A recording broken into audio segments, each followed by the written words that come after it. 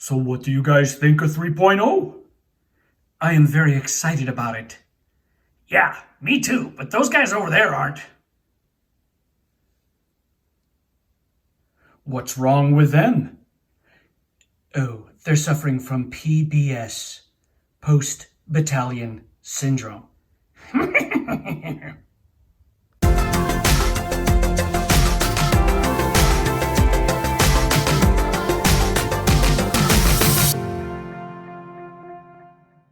Hello, I'm Steve. And I'm Tracy. And we are the Partners at War. Well, today was pre-order for Dominion. So excited about this new version of AOS. We were apprehensive at first. The We old, were. if it's not broken, don't fix it mentality. But boy, as we started going, we've been to 2 tournaments this last month, and everybody's excited about it. It's definitely increased everyone's anticipation of playing into the future. Yeah, I think anxiety as well as That is anticipation true. it has increased both of those because you just don't know. You don't know what's going to happen. But now we kind of do. We kind of do. Kind And of. we know more because points have recently come out and match play rules are getting, out more and more and more. But today, we're just going to go over the core rules.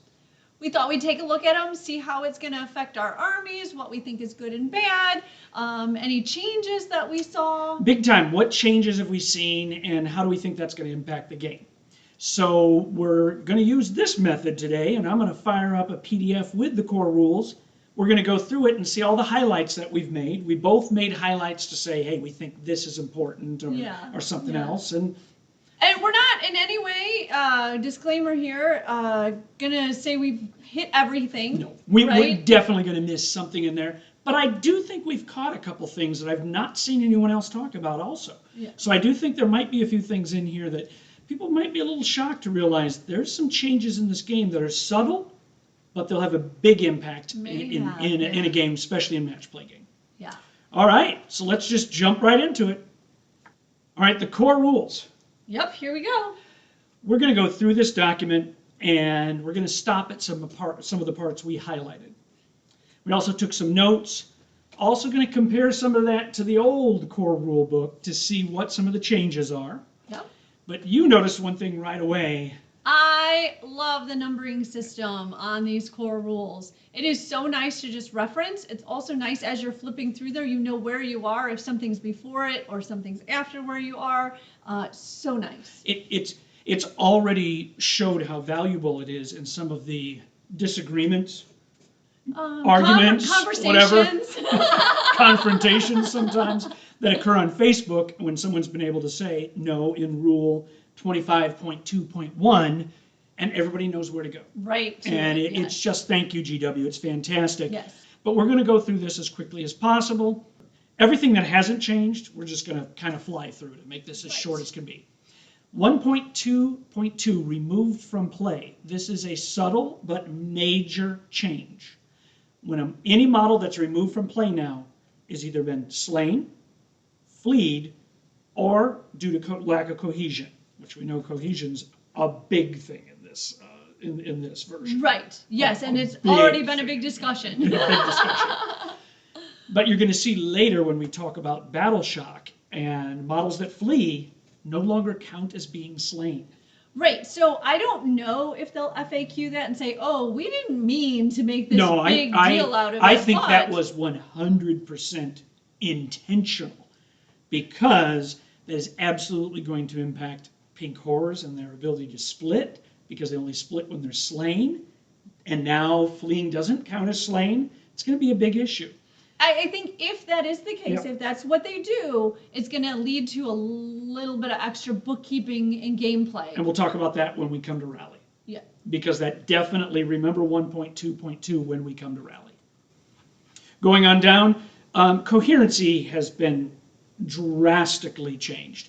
If you have more than 5 models, you have to be within 1 inch of 2 of those models. 2 models, right.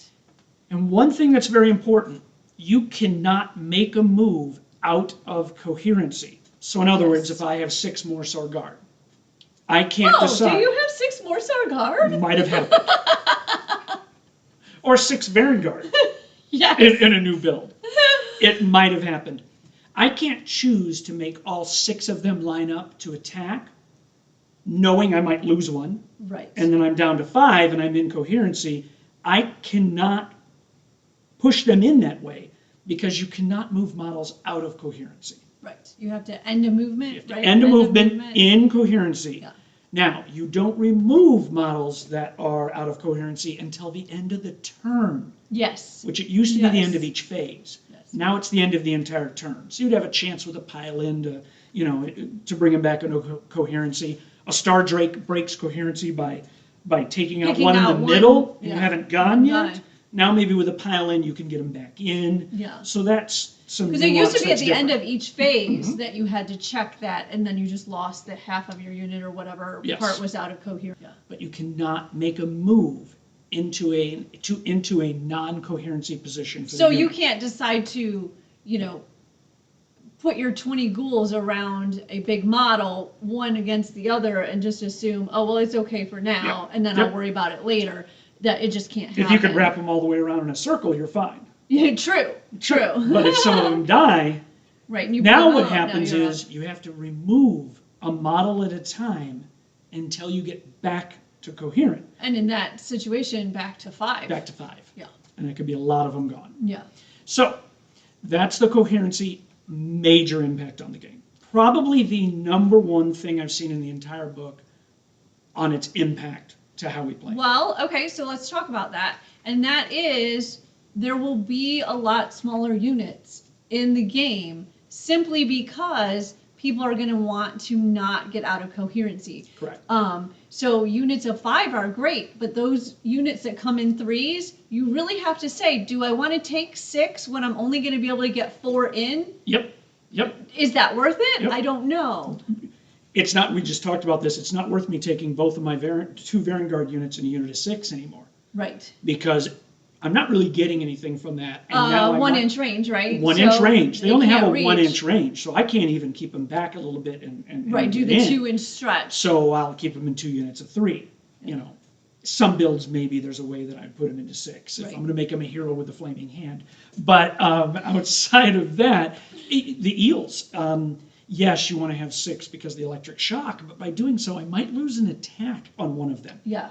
And that's going to be something we're all going to have to I think about. am looking at the Blood Knights, and they come in units of 5, so that's perfectly fine. But if you go up to 10, now we have a problem. We just played at a tournament an individual with 35 Blood Knights, Yes. and he had groups of 10. I'm wondering whether he's still going to do Right, that. if it'll change or not. Points-wise, he won't be able to afford that anymore. But I wonder if he'll change that or go to 5s. Right, yeah. Now, I'm making a list of what I have as a list of impact on the game, and I'm putting this on that. Okay. And I'm also having a list of FAQ, things that we think, as we go through this, Should are going to need some yeah, clarification. Should need some clarification. Endless spells, invocations, and faction terrain. Endless spells and invocations are drastically changed in this edition. Yes. We'll go through many of those, but you're only allowed to have 1 endless spell per wizard Per wizard, up to the maximum allowed for your army size. for the army size and match Right. play, which I think is 3 for a 2,000 3 for point 2,000 game. points, yep. And there's a lot going on with endless spells. Bound endless spells for Seraphim players are gone. Right. There's really no reason, because if you cast 1 endless spell as a wizard and you keep it within 30 inches of yourself, Yeah. it's yours. It's yours. And you get to move it. Which, in a way, is so nice. There's so many times that I've hesitated to take endless spells because I didn't want to get it back on myself. DOK casting that So- snake and having it come back and Come do back and damage kill, to it. yeah, kill your models. So there are definite positives to this. Negatives are they're expensive. They're And- expensive. they're expensive. Yes, some of them definitely went up. Yeah, the points cost really are going to impact the game on whether or not you're going Well, to take that many. especially the ones in the battle tomes that weren't given new War Scroll cards. Yes. Many of those have gone up, and they should be, because many of the new War Scroll cards for the Endless Spells really reduce the amount of damage they can do, understanding they can do them twice a turn.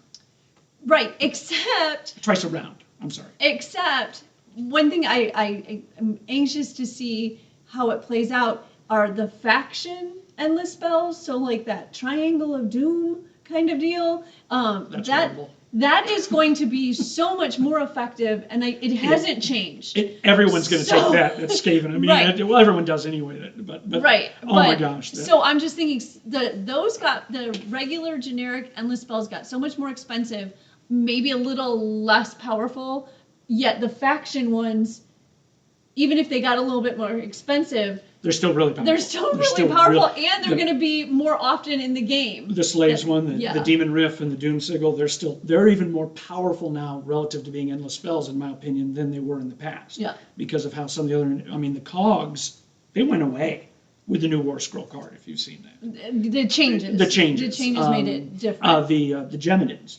Geminids are very different. Change, Yeah. Drastic change. Yeah. Your army, if you have picked your army, you must pick one model in your army to be your general. Generals are used to generate command points, give off buffs, etc. First FAQ area that's going to be need to address. Right. There are so many factions right now that allow you to have multiple generals. I don't think the core book really addresses that. And I think that's right away I'm putting that on the FAQ list.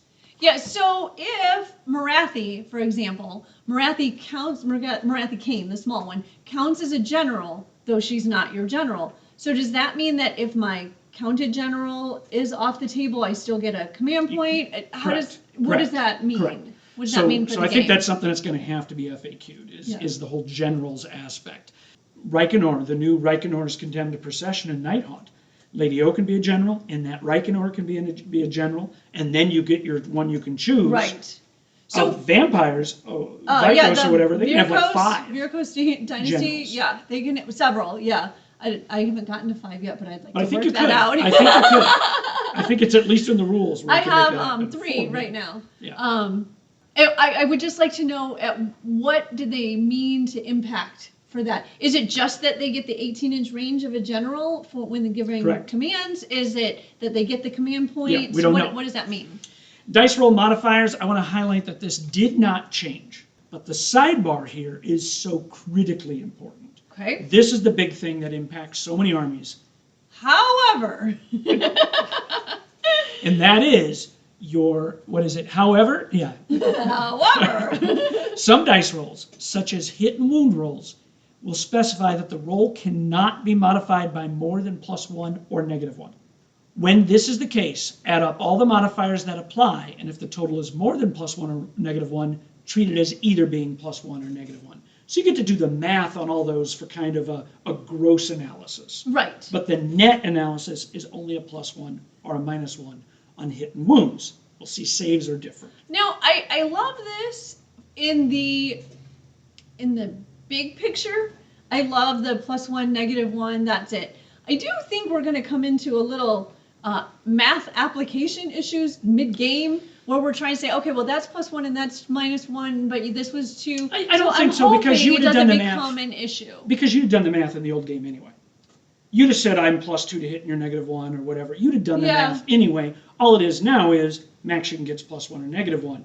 But this is how it drastically is going to alter some builds. They're getting rid of re-rolls of 1. And they're turning it into +1s You're not going to see that very to much hit at or all. +1s to wound. And as every book comes out, that's going to become more prevalent. Re-rolls right now are golden. Right. If your War Scroll says you can re-roll 1s, you are a lucky person. Right now. Because if you have a command ability that allows a unit to have +1 to hit, and then you have all these abilities on your card that says +1 to hit, like Varengard, if Archaon's a general and on the tabletop. Okay.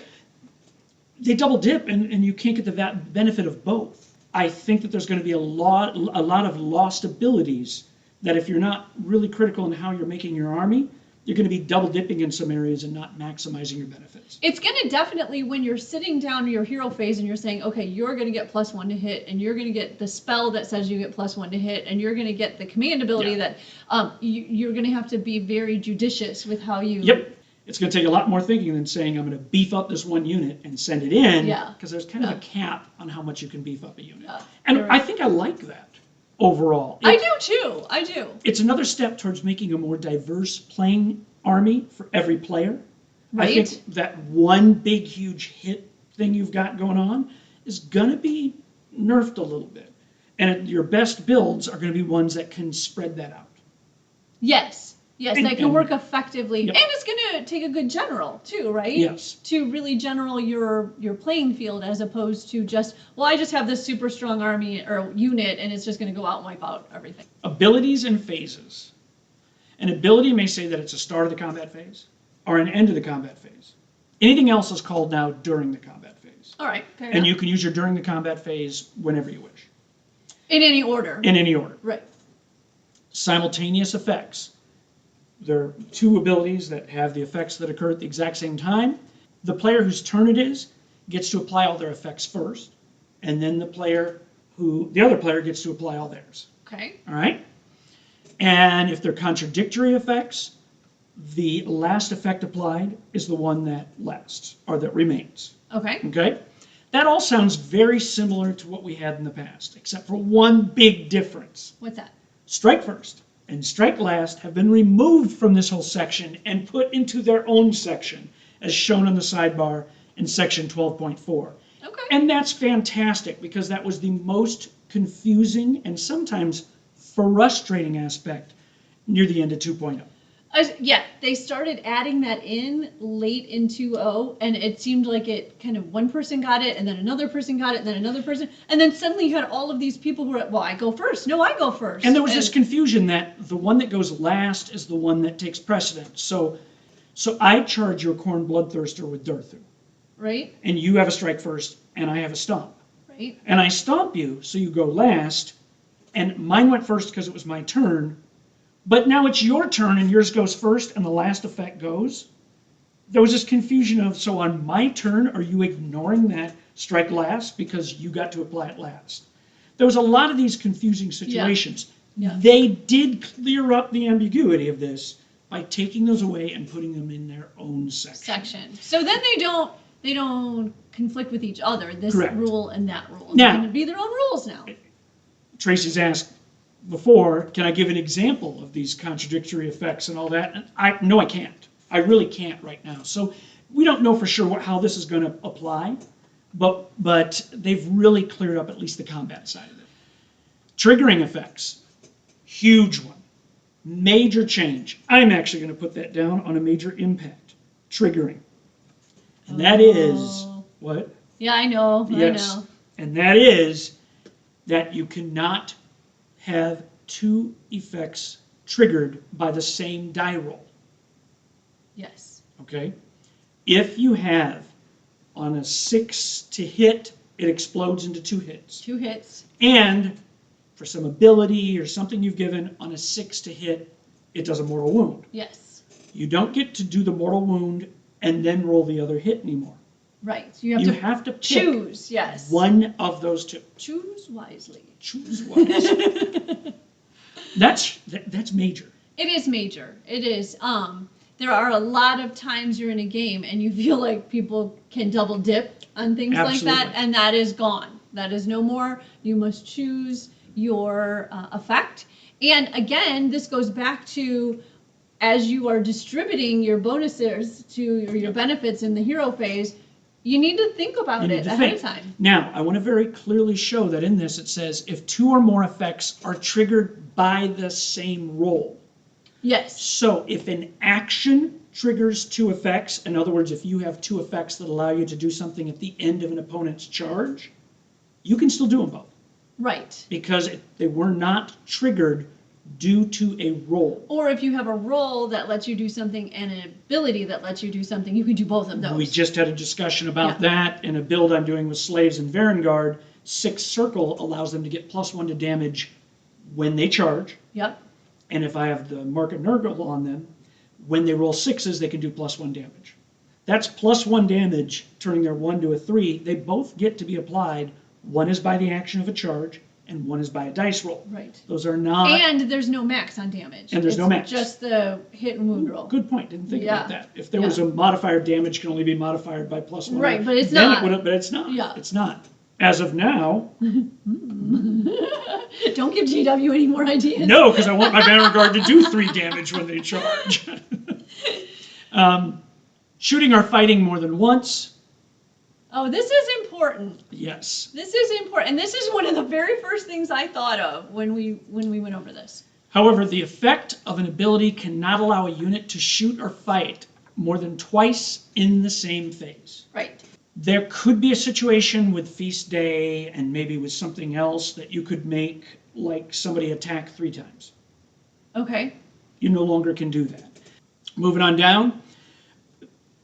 We had some individuals in tournament play in the past who told us that some tournaments had said if you're going to summon in any units, you have to bring the units with you. He was a Dryad player, and he was basically with the Branch Wraith summoning in Dryads. Dryads, yep. And he brought around 10, 20 extra Dryads from the 80. It was a big Dryad bomb he had. And he went to summon his third group of Dryads in, and one of the players said, you only brought 20 extra. You're not allowed to summon in. You have to bring all the... Oh my gosh. That would be 50 extra Dryads. And you would have to bring... Corn and Bloodthirsters, I got to bring all the extra Bloodthirsters versus one dies, and now I can just summon him back in. And we thought, that's just, don't ever be that guy, please. But now it specifically says in the rules, models that have been removed from play can be used as part of a summoned unit. Yes. GW addressed that. That argument's gone. Right. It seemed very logical, but at the same time, it does. Some people are very rules. That's somebody trying to game the system so he wins. Don't be that guy. But now that guy can't be that guy because it's right in there. The priority rule. In the core rulebook, it is a roll off at the beginning. This is a trap. This is a trap. And this is when everybody first read the rules, they went, drops don't matter. Drops don't matter anymore. And then we read the battalions that there was a 1-drop battalion, You're thinking, and you got confused. Why does that care? Why does it? It does turn out in match play, the person who has the fewest number of drops is still going to get to go first. So just like match play was before. Yes. But we just wanted to highlight that rule's in there, but that's not the rule for match play. Right. Starting command points.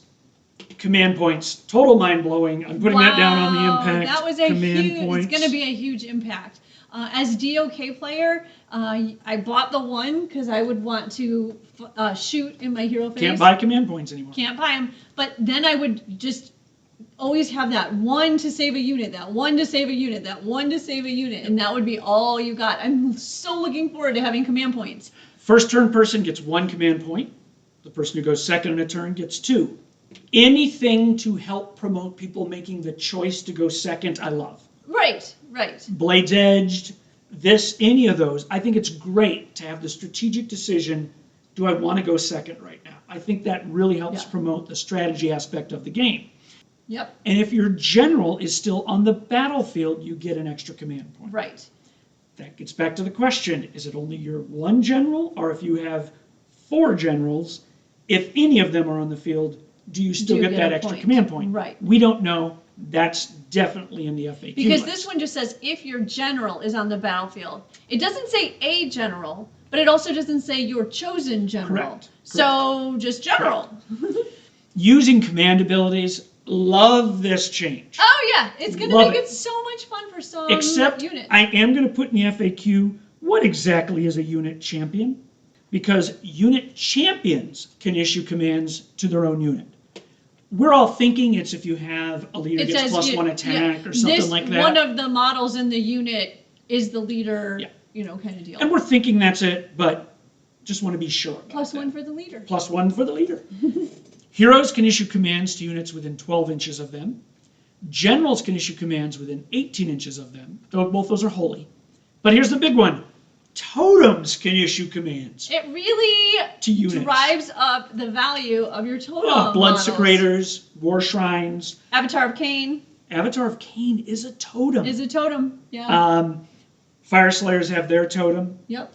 The Astrolith Bearer, I think he's a totem. Yes, absolutely. Okay. Yeah. So totems can issue commands to any unit wholly within 18 inches. That's huge. Well, and totems have been on people's war scrolls forever, and I just never even really understood why, because I was like, what does that mean? You have to have the totem keyword. Yes. A banner in a unit, we're pretty sure that's not going to be what they say. Right. It's actually on the keyword. On the says keyword totem. of the war scroll. It says totem. Yeah. A model cannot issue more than 1 command in the same phase. Right. Okay. And a unit cannot receive more than 1 command in the same phase. Right. In addition, you cannot use the same command ability more than once in the same phase, even for different units. Yes. Okay. So even if you have multiple heroes, they can't issue the same command to different units. I'm putting command abilities down on the impact because this will drastically change some lists.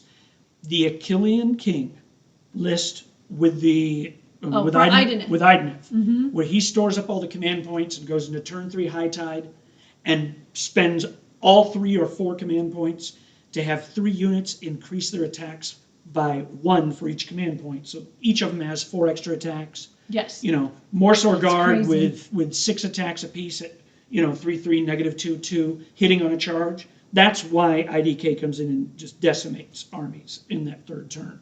They're good also, but that's huge. That's gone. Right. He can do it once, Once. but he can't do it more So than he that. can increase their attack value by 1 for that. No, he still gets to do it for 3 different units. That's pretty amazing. Yes. It is still. He's still a value. Yeah. He gets to pick 3 units and give them all +1 attack. This is the one, though, some of the people online, I don't think are reading this accurately. Because it says, let's go back to this, a unit cannot receive more than 1 command in the same phase. Oh, I know where you're going. And we have people saying the Harbinger of Decay puts a command on him that provides a buff. Right. That happens in Tzeentch. It happens in a lot of different armies. Yes. Can I kind put of a, counting on those buffs, let me yes, tell you. can I put a command ability on myself that provides a buff, and then a unit that's receiving the buff also have a command point spent on them? Right. Some people online are saying it's unclear and it needs to be FAQ'd. I'm not putting it on the FAQ list. I think it's clear as can be. It says a unit cannot receive more than 1 command in the same phase. Right, it doesn't say benefit. It doesn't say anything about benefiting from a command. Doesn't say So- anything like that. Yeah. So putting an aura on a hero and then putting a command point on a unit in that aura, I think that's absolutely legal by the rules. I think it's very clear, actually. I tend to agree with you, although it would not surprise me if there's not some sort of at least addressing it, since it has been such a point of contention. My personal read is you can receive the benefit of a buff from a command ability and a command ability placed on a unit. I think it's very clear. I'm hoping, because I'm counting on that in my builds. Hero phase, we're putting this down on the list for major impact, is at what you can do in the hero phase. Right. And adding these things in it, I think is really going to change the whole nuance of the game. At the start of the hero phase, starting with the player whose turn is taking place, each player picks, no command points. Right. You pick Free. 1 hero to perform a heroic action. And each player receives 1 command point if they're generals on the battlefield. That gets back to how you can get Right. 2 command points and 3 command Or points. 3, yeah. You can, also in the hero phase, priest can chant prayers and attempt to banish invocations. That's new. That's new.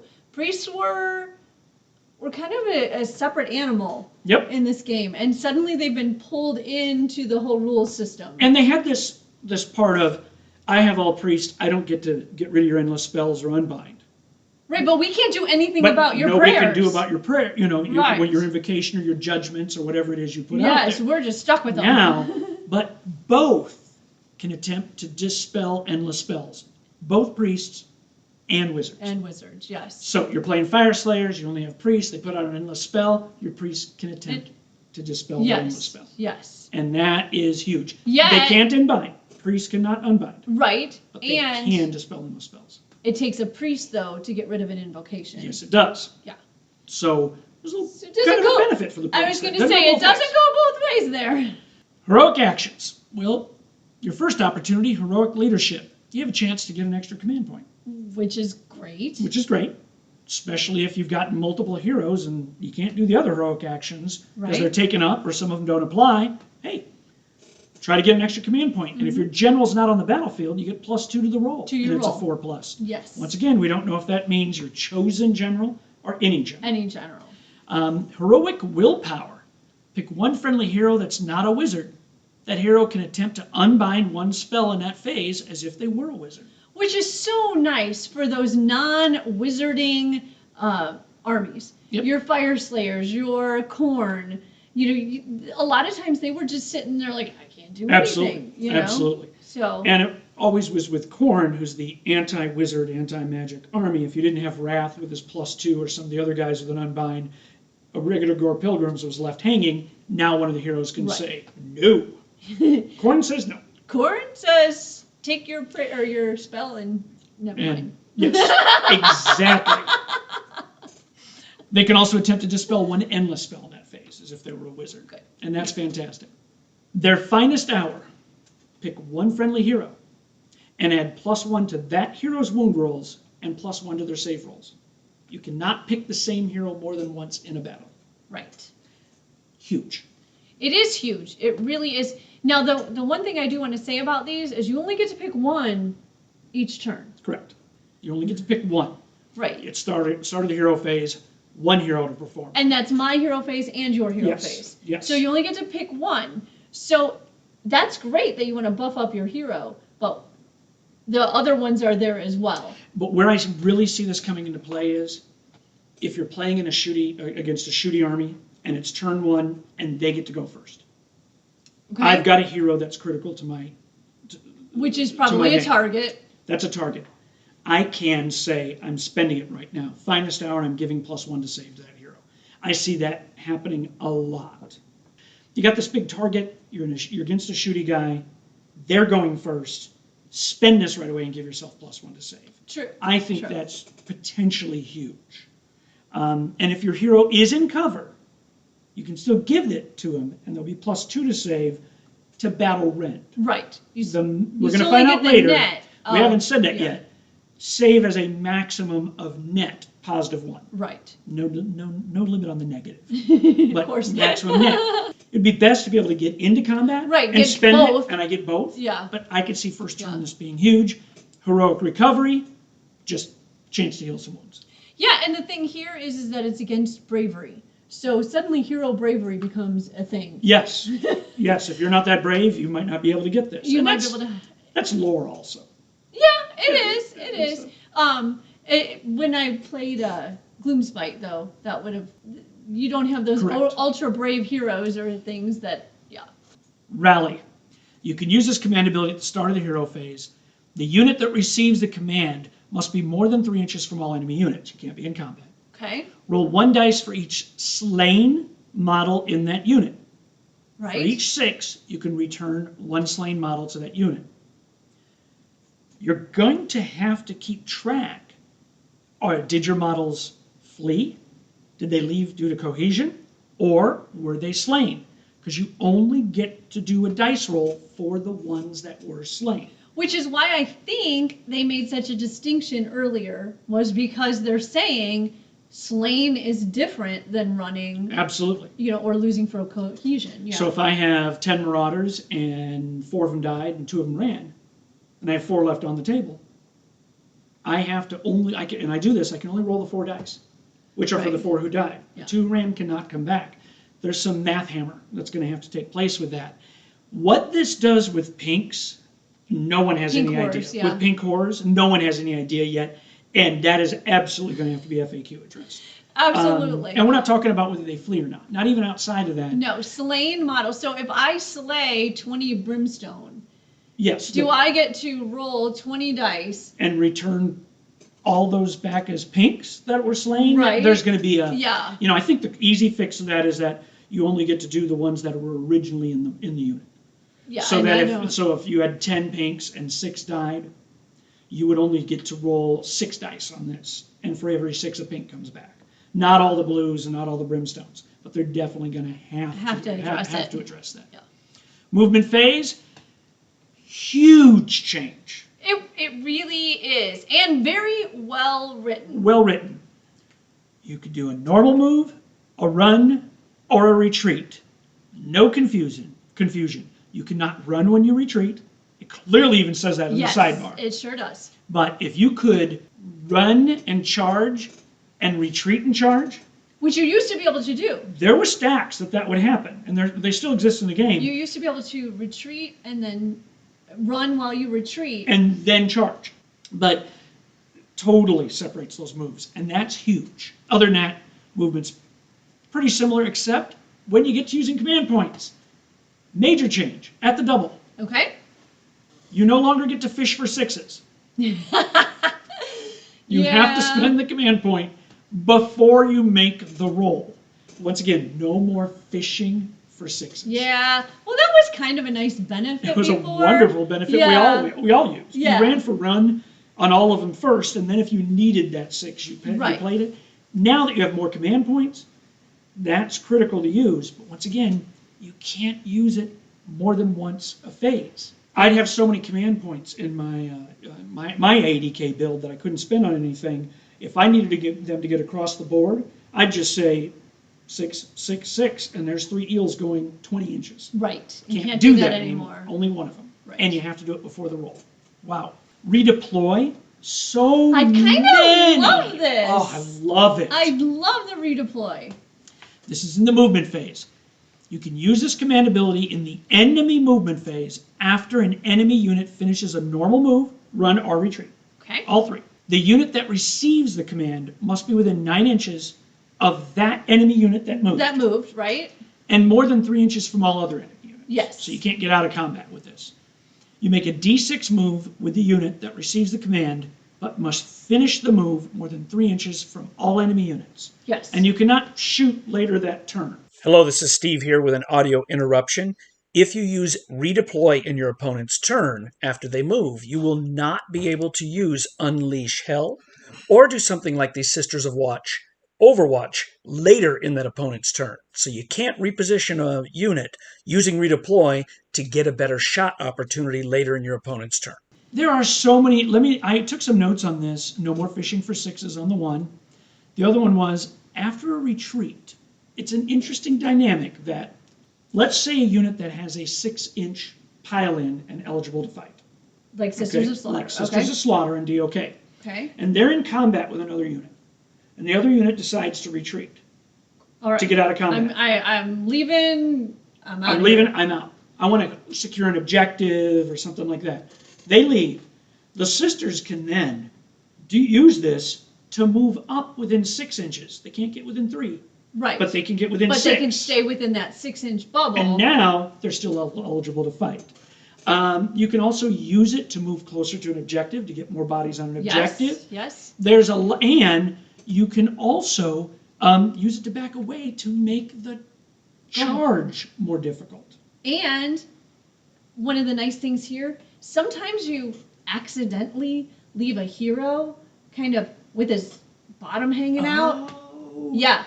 And I've you done could say, that. oh, I'm just going to move this guy here. So I'm more protected. Yes. Yeah. Yes. Like Scarbrand with Durthu. Or our long strike crossbows in the Stonehorn. And the Stonehorns. Yes. That has saved me on a couple of games with going, oh no, if he makes the charge, I'm doomed. Yeah. But getting back to it, it also makes your charge roll potentially longer. Yes. And that is huge. I love that. Also, another thing are the models that can fly. So maybe you need to shorten a gap so they can't land between two units. So they can't lap, a big base can't land Yes. there on a charge? Yeah. Good thinking. There's so many strategic ways to use this this. is a great Huge. addition to this. Huge. Yeah. Here's a confusing picture, though. Okay. Why do they do this? I don't understand what point they were trying to make here. This is game designers sometimes. Why is that terrain piece in there? Is it to show that you don't have to count it? Because at first it went, so it even kind of says in there that the base can't go over other units or off the table edge. Right. Showing that with this picture almost made it apply that you can move your base through terrain. As we look through everything else, no, the rules haven't changed. You're not going to be able to play in a match play tournament and do this move exactly as shown, because people are going to say you have to measure you had around. to climb, and as they go over terrain, you have to measure over the top of it and everything else. Just a bad picture. Take the terrain off there and just show him moving straight. Right. Or show him moving around it a little bit. Something. But that was not a good image to put in the book. And we're very positive about this book. It is not trying to be great negative, book. but that wasn't a good That one. was confusing. I don't really get this about terrain features. The part in there that says, as you're climbing over it, but its base is assumed to remain parallel to the surface of the battlefield as it does so. Does that mean I can't tilt them to Right, move so if around I'm terrain. going up a hill this way, am I really like this and I'm off the ground? I don't get it. And I don't understand where it comes I'm into going to ask play. GW to FAQ that just so I know what you were meaning by that. Right. Because I have no clue what Yeah, you're meaning what by was that. what is the effect? What is the difference in the effect of having something go up a hill this way or land Yes. this way? Flying, major change with terrain. And that is, if you land on top of it, it's not just your straight fly move that you measure. You have to measure the diagonal for how far.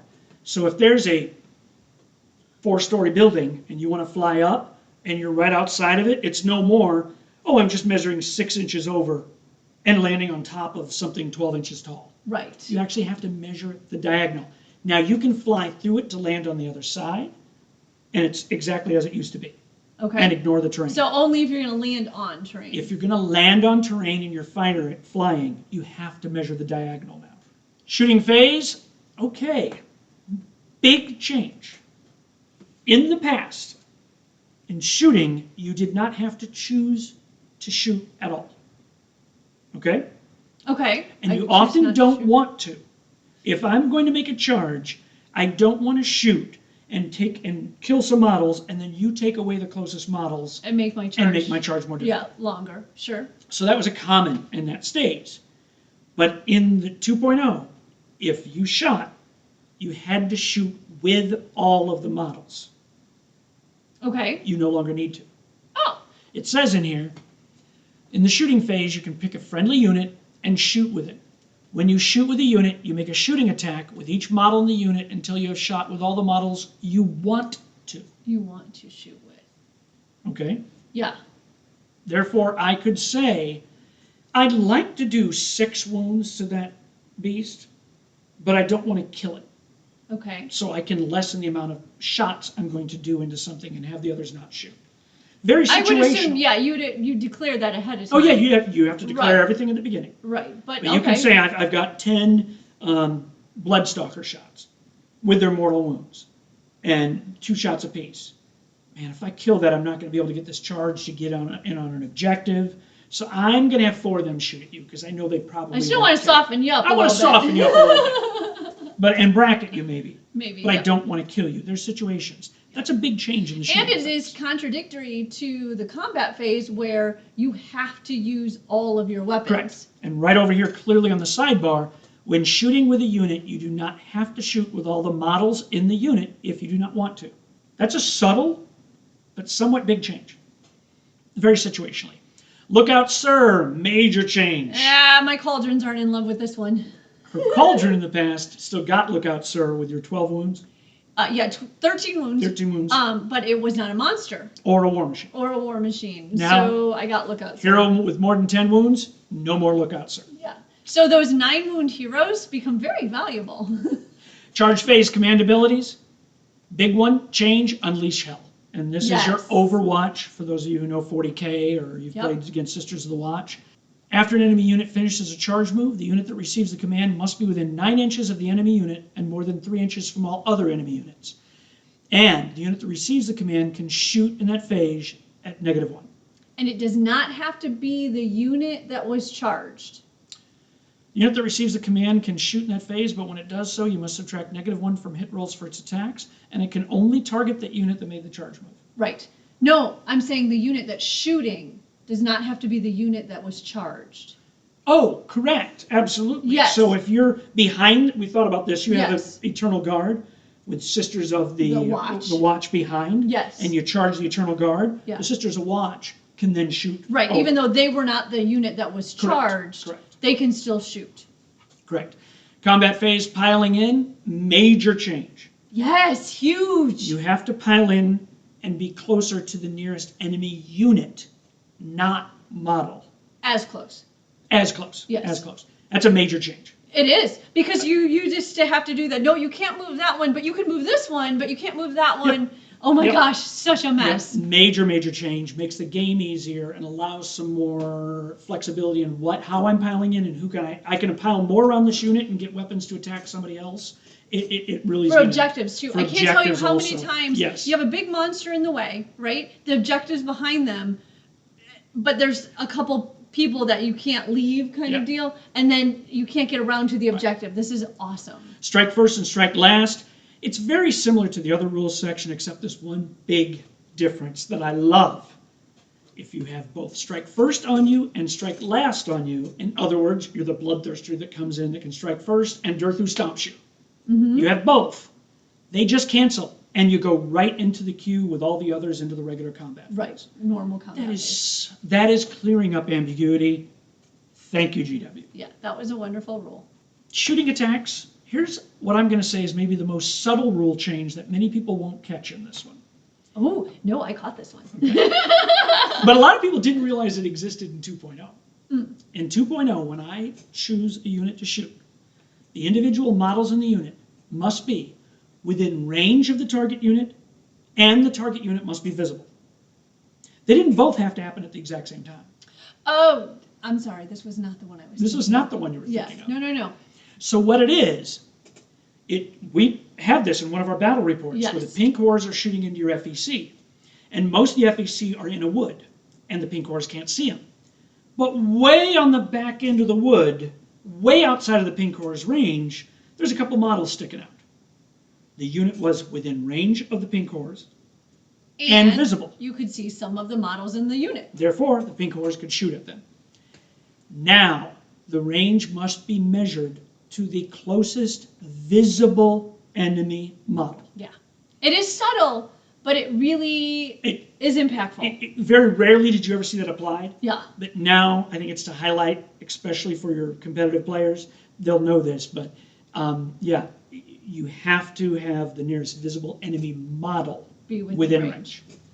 Attack sequence, we spoke about this. A hit roll cannot be modified by more than +1 or -1. Right. And right. the wound roll, That's the a exact net. same thing. That's a net. Yes. The wound roll, the exact same thing. Save rolls can not be made better than +1, but they can go to negative beyond. Yes. So excessive rend is not lost. Yes. Okay? Yes. Darn. Just kidding. I think you're playing some rend things now. Yeah. All out attack, you can put it on a command ability to give them +1 hit rolls until the end of that phase. And all out defense, when a friendly unit is picked as the target of an attack in the shooting or combat phase, add +1 to save rolls for attacks that target that unit until the end of the phase. Those are both command abilities that are done during the combat phase. Now, I will say, but I am a little nervous for myself about using, at least in the beginning, using these command points. Because I can see using them all up in the beginning and then not having them for Later the combat phase. in the turn. It's going to be a balance I'm going to have to strike between using them and not losing them. And then if you still don't use having them later, you lose them. Because Battle Shock, see, for my witches, I always had to save witches in Battle Shock. So do I save that one command point so that in the Battle Shock phase I can use it? Or do I give +1 to the hit? You know, it's going to be a tough Choices. I know. And that's going to lead to a lot of post-game talk with you know, man, I should have done this then, I should have done that. No. I love it. And I think just it's going love to take a lot of games to just kind of figure it out. Returning slain models, this is a big This was one. big because- Big for death. Okay, I abused this one. Big I'm not going for to lie. everyone that played FEC, played Skellies, played Brimstone, played Blue Horse, you know, abused this one. When you take a model and you put it back into a unit, a slain model in, it has to be put near a model that was already there. Yes. You can't conga line Over all to the an way across objective. to an objective or to when you're placing models back in, they have to be, as it's worded, within 1 inch of a model from their unit that was not returned to the unit earlier that phase. Right. It's a big change. Yeah. Ward saves, you can only have 1 ward save. We knew that. This Yeah. does not mean you cannot re-roll a ward save. You still only Yes, have 1 ward yes. save. If you have an ability that you can re-roll ward saves, you can still do that. We've Yeah. seen that debate.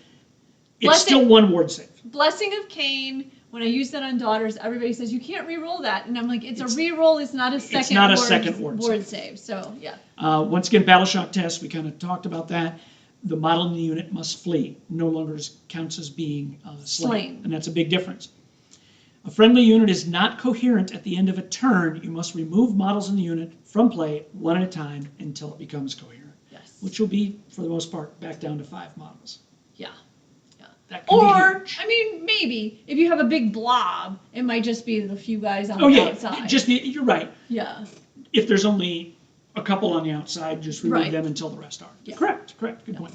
Battle Shock Phase, Inspiring Presence, the big change here is you can only use it once in that One phase. You time. can't save them up and use them on That, multiple. you know what, in terms of impact of the game, I have to say that the fact that you can only use Inspiring Presence on one unit one time is going to, I think, shorten up the game, because people who save, like I would save from this unit, I'd save from that unit, I'd save from this unit for different purposes, but it's going to be huge. Also, smaller units, You're going to when you have come to to the do reinforcements, smaller units, yeah. and more expensive armies, Yeah.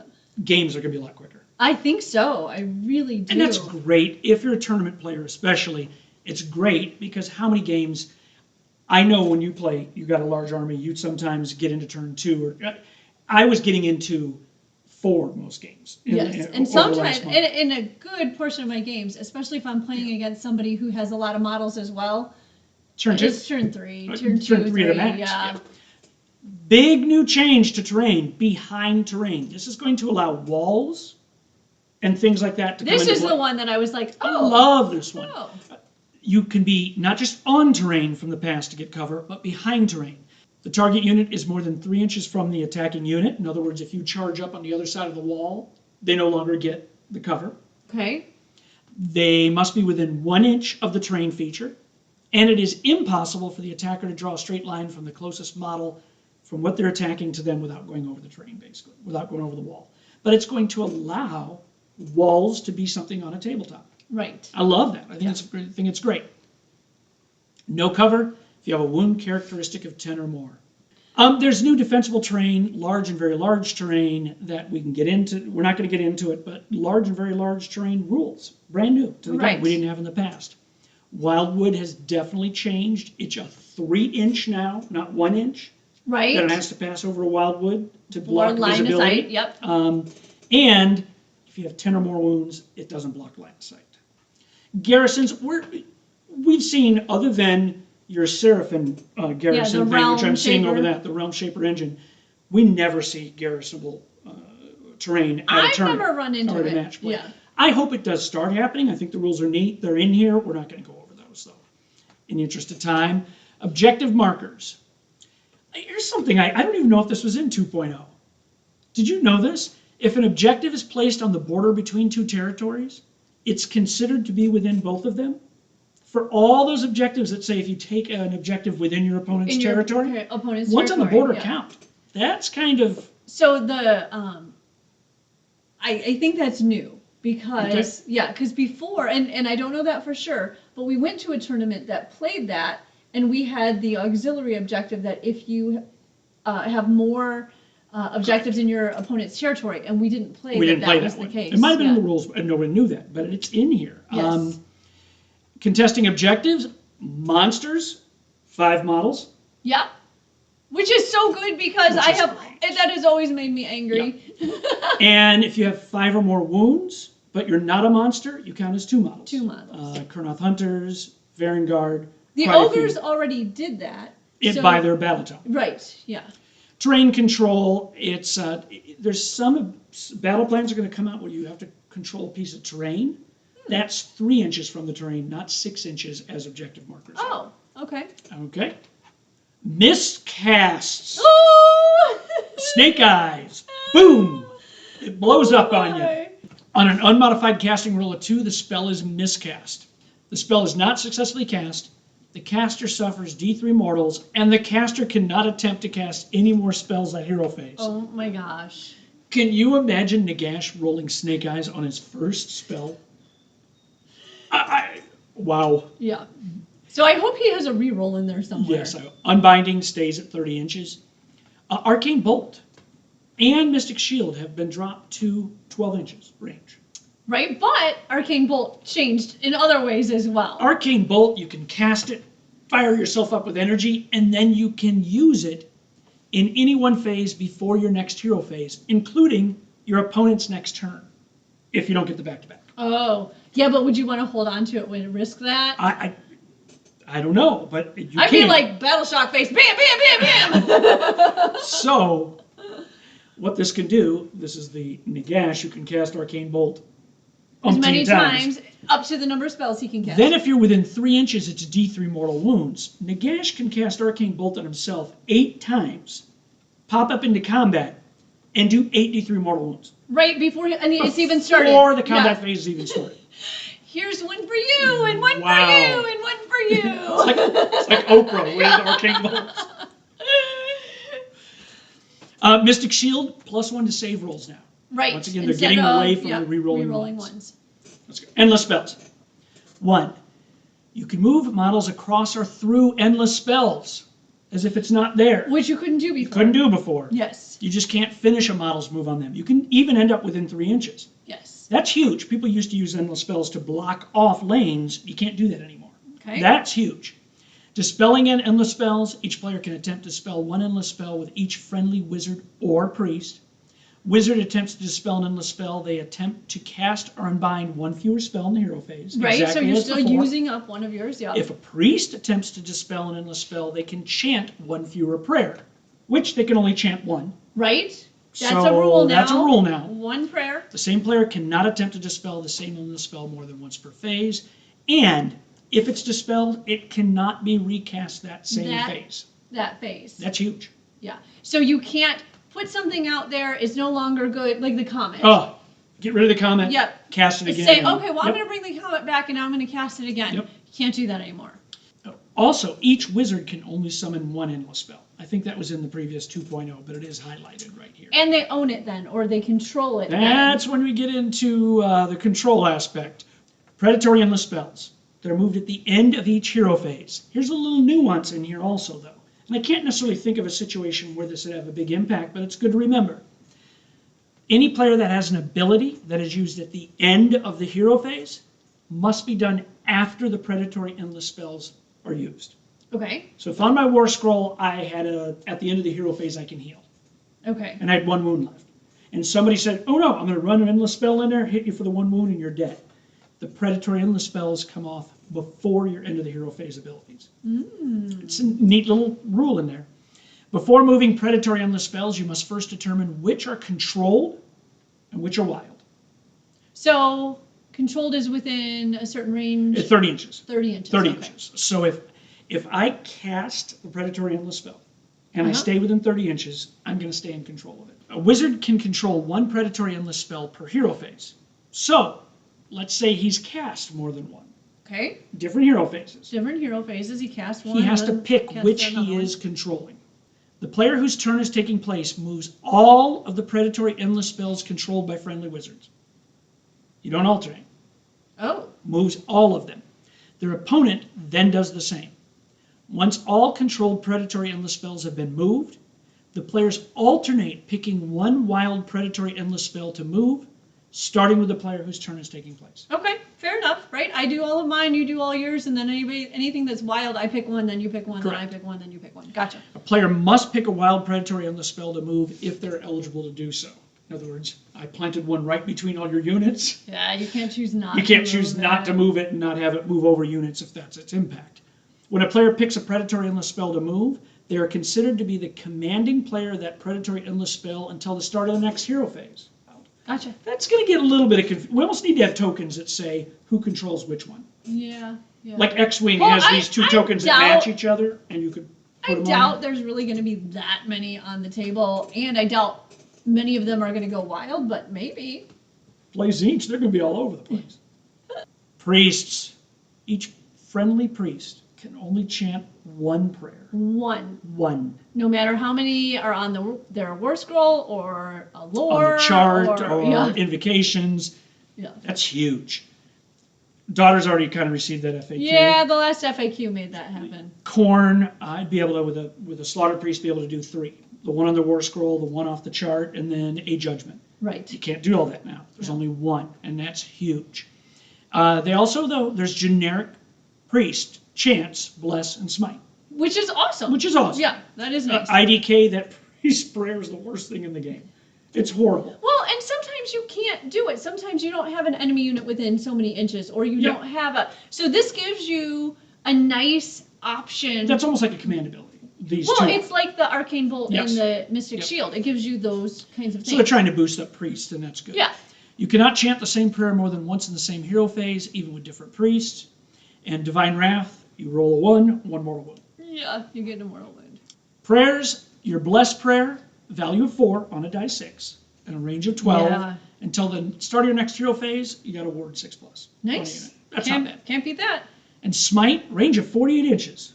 That's huge. But you have to target another priest. It's not anybody. Well, and that's true. They might not be up close. Yep. The enemy priest suffers 1 mortal wound. If the chanting roll was 6, it's D3. D3. Invocations, once again, you can move models across or through invocations. You just can't land on them. Right. In your hero phase, you can attempt to summon 1 invocation with each friendly priest. When the prayer used to summon the invocation, that's why it counts as It's a prayer. towards your only one. Moving on, monsters, big change right here. Yeah. Monstrous Rampage. At the end of the charge phase, players can carry out 1 Monstrous Rampage from the table below for each friendly monster. So different than the heroic. Which is Heroic, you could only do 1 per hero phase. Yep. This one, every monster, provided that you can fill all 4 slots. Correct. So you can only use them once. So you have to choose wisely again. But you can use all 4 if you And some of these, have I the think, are opportunity game to choose. changers. The first one, Roar. Pick 1 enemy unit within 3 inches of this model and roll a dice. On a 3+, that unit cannot issue or receive commands 'Cause I'm too loud. in the following combat phase. That could be huge with the number of great commands that are out there. Stomp, 2+, D3 mortals Yeah. to a unit next to it. That's pretty huge. Titanic Duel. Add +1 to hit rolls for attacks made by this monster that target that other monster, Godzilla versus Mothra, and until the end of the following combat phase, and smash to rubble. Pick 1 faction terrain or defensible terrain within 3 inches of this model and roll a dice. On a 3+, the terrain feature is demolished. It still stays there. If it was defensible, it's demolished. And the scenery rules on its War Scroll card cannot be used for the rest of the battle. So would that be like a Wildwood? If Sylvaneth is using the Awakened Wildwood, that would take away all of the things the Awakened Wildwood does on its War Scroll card.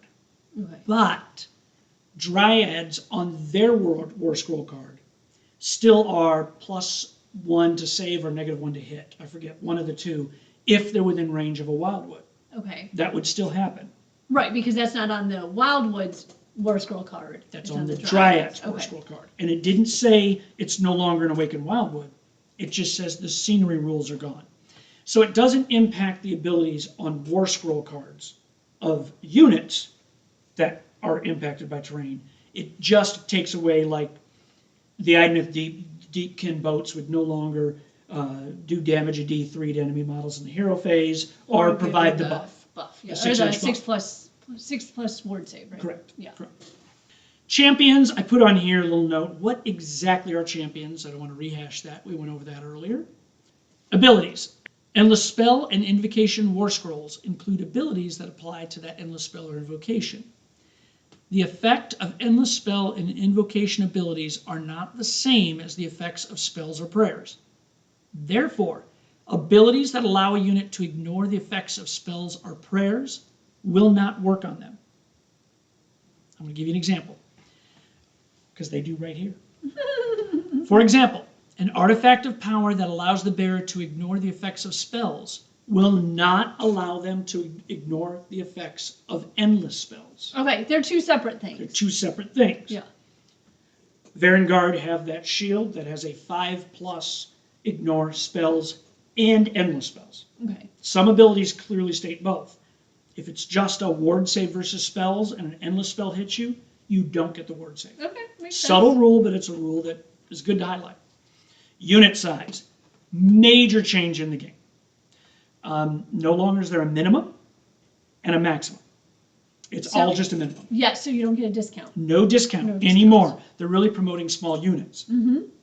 So also there's a chart in Match Play which tells you how many reinforced units you can have. Right? All right?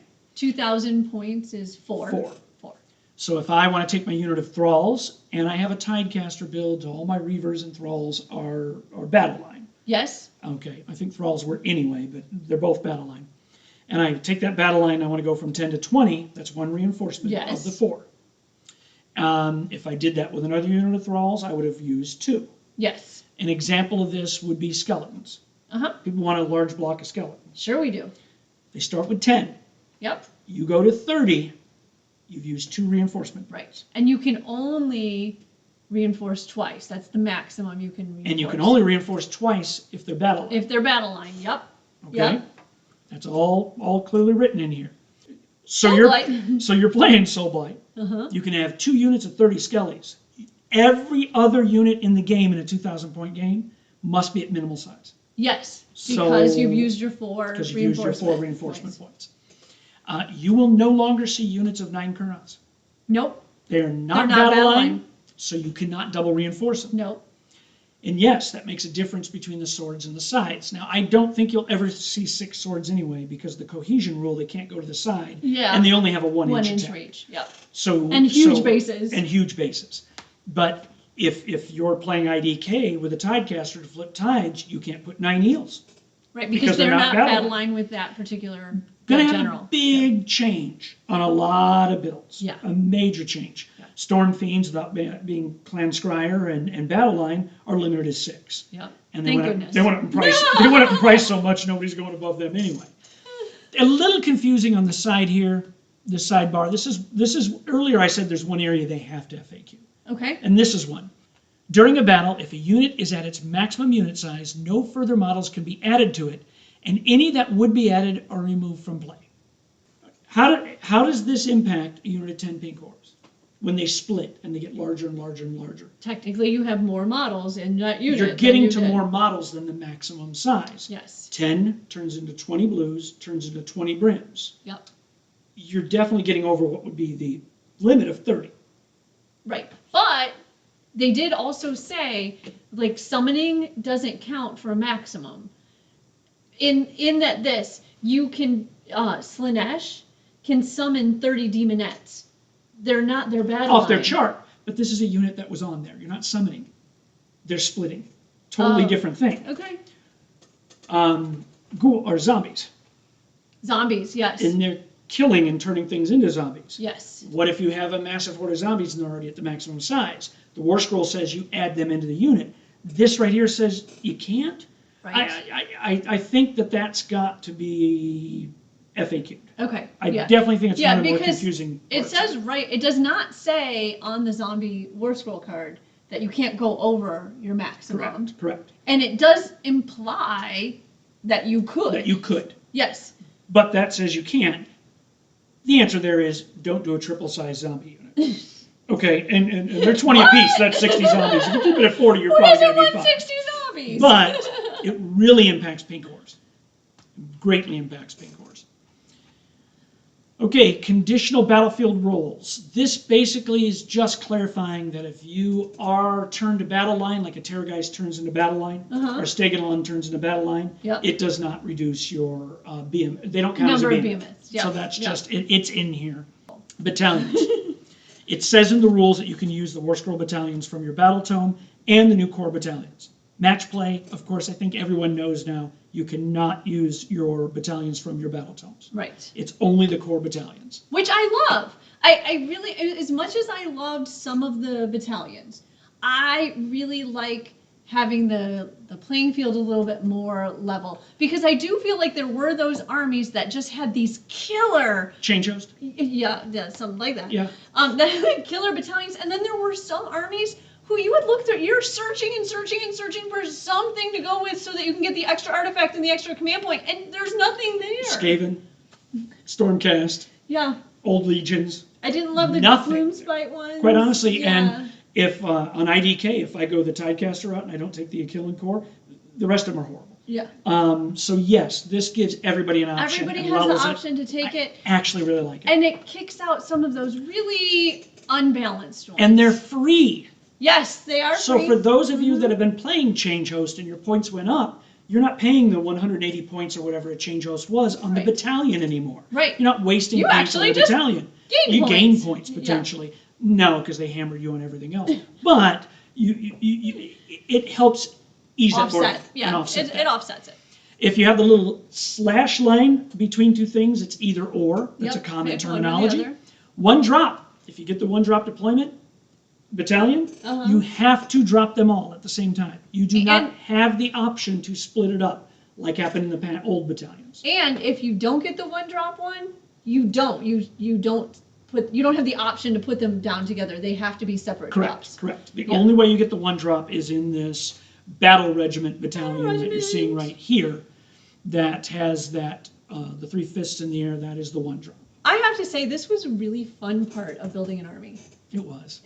Going to this chart and saying, okay, what do I want? What is my goal? And then how can I make that happen within this chart?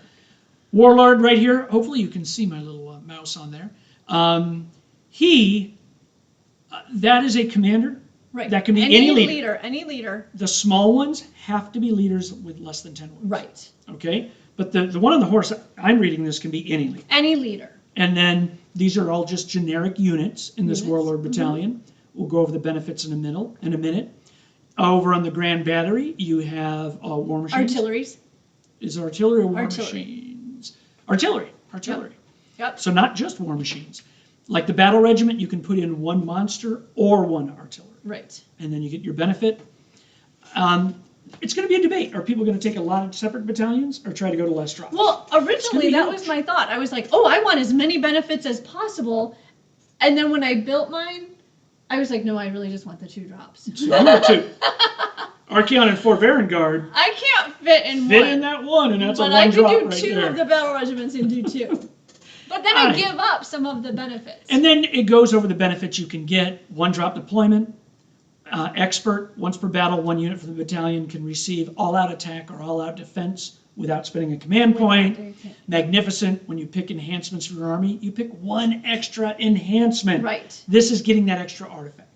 Or extra spell, Or extra an spell, extra or an extra- triumph, yes. or mount trait, or whatever. Yep. You can go through these and look at those. It's all really done, and I think it's a phenomenal Done very part. well. Allegiance abilities. Those are split into 2 different things. Battle traits or enhancements.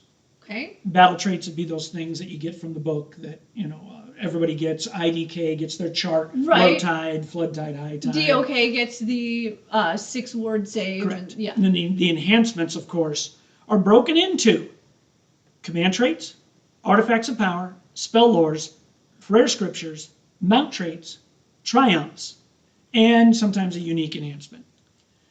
You can always take 1 enhancement of each type for your army. Okay, so this is, I'm thinking, going to need an FAQ. I think so too. Because now I suddenly can have mount traits when I couldn't before. Yeah. And, I mean, they're not in my book, so I don't know where I would get such thing. But I'm just because saying, they're not in here. Huh? Because they're not Right, in there's here. no generic. But does that mean generics are coming? Does that Yeah. mean, I don't know, but it says that I can take a mount trait. Correct. Or is that just there because there are some armies that have mount traits? I don't know. And the battalions or battle pack you're using may allow you to take additional enhancements. Right. Okay.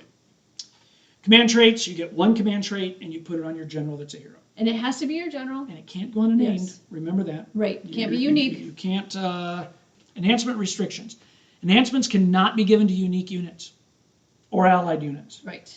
So that's very similar to it, but that's all the enhancements, Mm-hmm. not just artifacts. And as a matter of fact, named individuals used to be able to get mount traits, correct?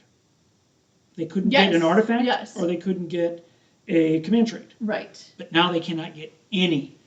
Spell lores. Each time you take a spell lore enhancement, you can pick 1 spell for each wizard in your army from any of the spell lores available to that wizard. Very similar. Same Right. thing with prayer scriptures. Spell lores and prayer scriptures kind of work like they've worked in the past. Right. But I love the triumph one. each time you take a triumph enhancement, you pick 1 triumph for your army. Each triumph you pick can only be used once per battle and can only be used if the points total for your army is less than your opponent's army. Okay. So, Yes. you explain it. So here's what happens. Every army gets a triumph. And they have some very good ones, okay? So you pick one. If you took a battalion that gives you an extra enhancement, you can take 2 triumphs, and they can be the same one. Sidebar, they can be the same one. Yes. So you can get multiple triumphs. So then what happens is you go to the game, you pick your triumphs. I think that you actually even put them on your army list. I would predict tournaments are going to be, you put them Yep, you put them on your army list. Then you show up and you go against your opponent. If your army total points, is less than your opponent's total points, you then can use your triumphs. Whoa, that's going to speed up the beginning of the game very well. Yes. And it's going to make you not forget your triumphs as much. Also, you're picking your triumph. Before it was always a random. Yeah. This one, I'm picking it ahead of time.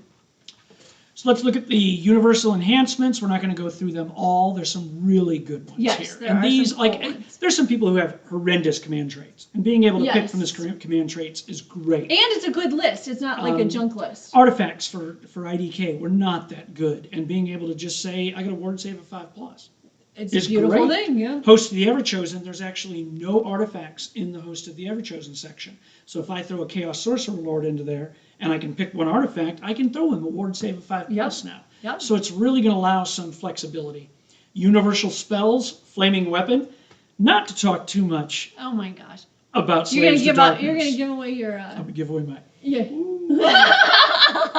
Your strategy. Well, I got this from Facebook, so I stole this from somebody It's else. probably out there anyway. In the Empty Throne kind of sub-faction that's in Wrath of the Everchosen book, Vanguard can be heroes. You take a unit of 6 of them, and you give them the enhancement that they're now a wizard, and you give them the spell, the Flaming Weapon. Now they're all getting +1 on the damage on their attacks. That's awesome. Okay. There are some good combos. There's some good combos. Your Universal Triumphs, Bloodthirsty. Once per battle, after you make a charge roll for a friendly unit, you can reroll that charge. I love that one. Inspired, add +1 to wound rolls for that unit, for the attacks, until the end of that phase. Indomitable. No models in that unit will flee. Which this is nice because you can only use your Inspiring Presence once. So now Correct. you could use this Correct. to save another unit. Yes. The terrain chart has changed. They got rid Yes. of they had the one from 1.0 and the one for 2.0. They kept them both. They put them side by side. Yeah. And now it's brand new. A lot of the similar names. So I'm wondering if the dice, I bet you the dice that you purchased. for the They've last already one been made, already made might work. But a couple of them have changed. I think that you look at Mystical, wanted to highlight Mystical adds +1 to chanting and banishment rolls. So Mystical now helps your priests and gives you a 6+ ward save if you're within 1 inch of it. So you pretty much have to be on the terrain Okay. instead of just within 3 inches. And a lot of the terrain is that way. There's the one I was telling you about.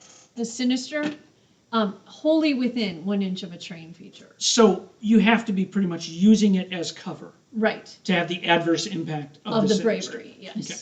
That, I think, is about it. Look at there, we're at That's the it. glossary. Rehash the things that I wrote down here that were major impact on the game. Okay. Coherency. Yes, definitely. It's going to change the number of models in a unit that people choose to bring because of the MSU. And it's going to make models, you're going to lose models because of coherency. Triggering. I think multi-triggering, and maybe that's not a major impact because it's so rare. But I think on some builds, it's something that really is 2 abilities not being able to trigger at the exact Like the same 6 time. doing 2 things. Yep.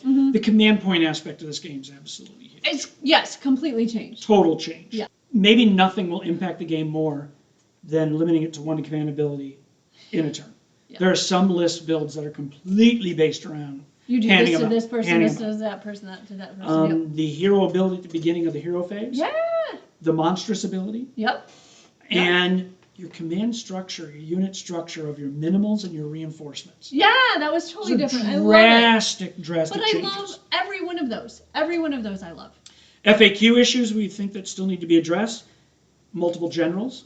Yeah, what does that really mean? What does that really mean? Define what unit champions are. Yeah, is it just a guy with a banner? Is it just a guy with the leader? Is that, who is that? How exactly is rally going to work, especially not just with pink horrors, but with things fleeing and everything else? I think it's very clear, but I think that's an area It that they need still to could use classify. clarification. One thing I want to highlight in this is that it clearly states in the core rules, sometimes where the core rules always take precedence over anything on War Scroll cards of the Battle Tome. For instance, hitting, wounding, +1, -1 maximum. Yep. That is clearly stated in the core rule book. As that is the That cardinal overrides. rule. Yeah. That's it.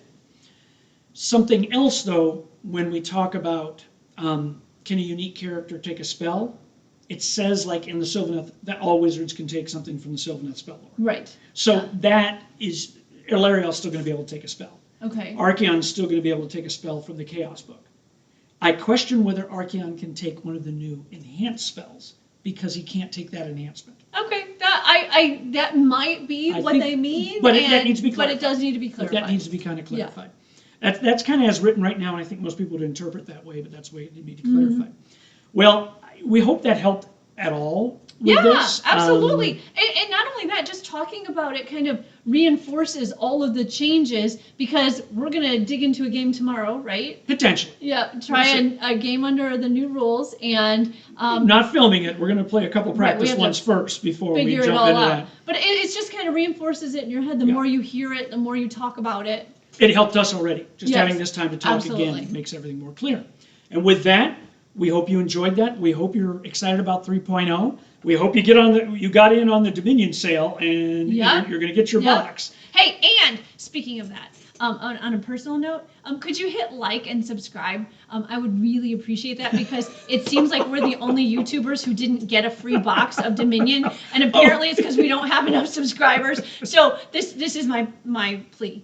We know a lot of YouTubers that did not. It's just that we do know others that did. And we saw them at tournaments, and they're like, I can't tell you, we got the box. I was like, I know. I said, GW, quit giving out all the free boxes. We didn't get one. We don't care about the like and subscribe for monetization. That's not what we're doing this. But we want early access. That's what we want. I want to know the rules. We want that. And we want to share them with you. Yes. So it's a give and take. We're going to benefit each other. Thank you to the individuals that watched the channel that we saw at the last couple tournaments. Yes. We went all the way out to New Jersey to Atlantic City Open, and we saw multiple people that watched the channel. Who came up and it was said, we great enjoy to your see channel. them. And, Yeah, yes. it was and that's great. wonderful to hear. So if you do see us out, we would love to hear from you. Yeah. If you're watching the channel and you enjoy it, let us know. Yep. Because, we do want to know. All right. With that, I'm Steve. And I'm Tracy. We are the Partners at War. Keep playing.